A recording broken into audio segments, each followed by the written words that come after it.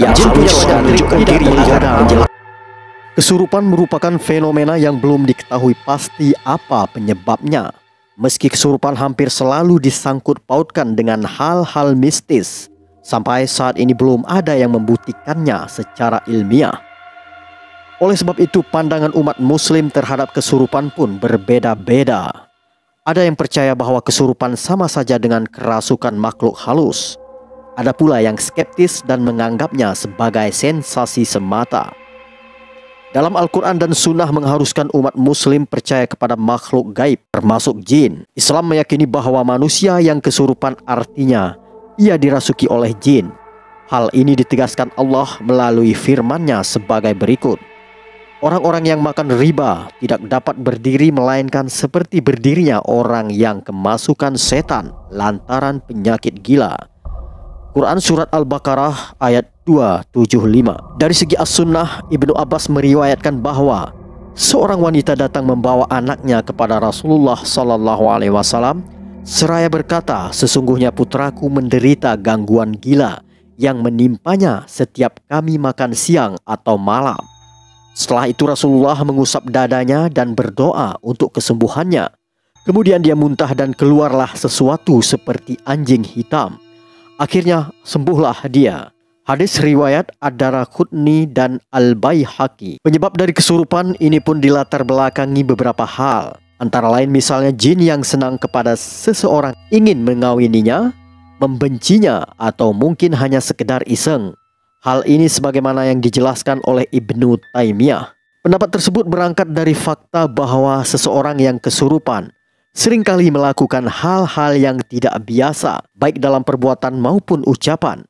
Bahkan tidak sedikit orang kesurupan yang mampu berbahasa asing atau meniru suara yang tidak pernah ditemui.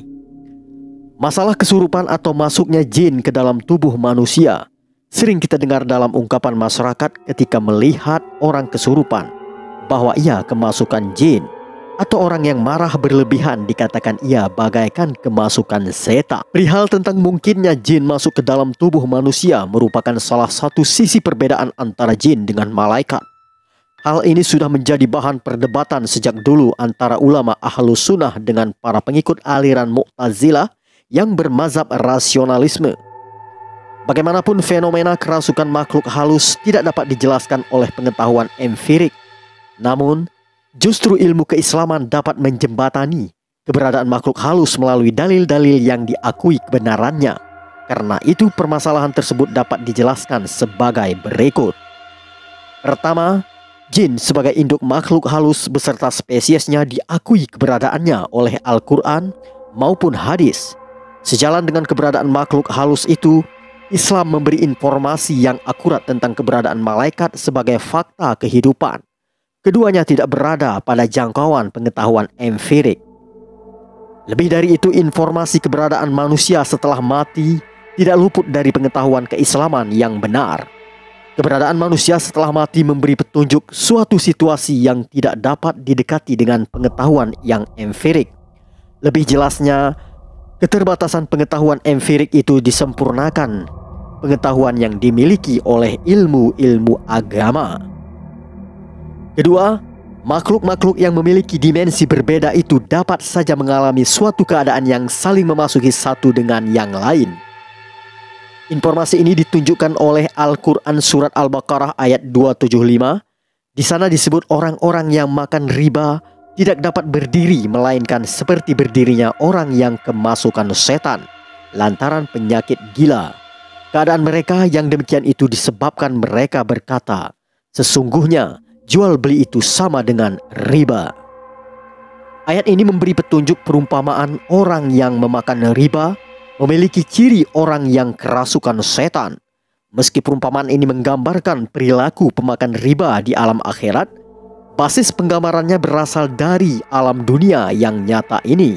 Karena itu, secara teori kerasukan itu menjadi sesuatu yang bisa saja terjadi di kehidupan manusia.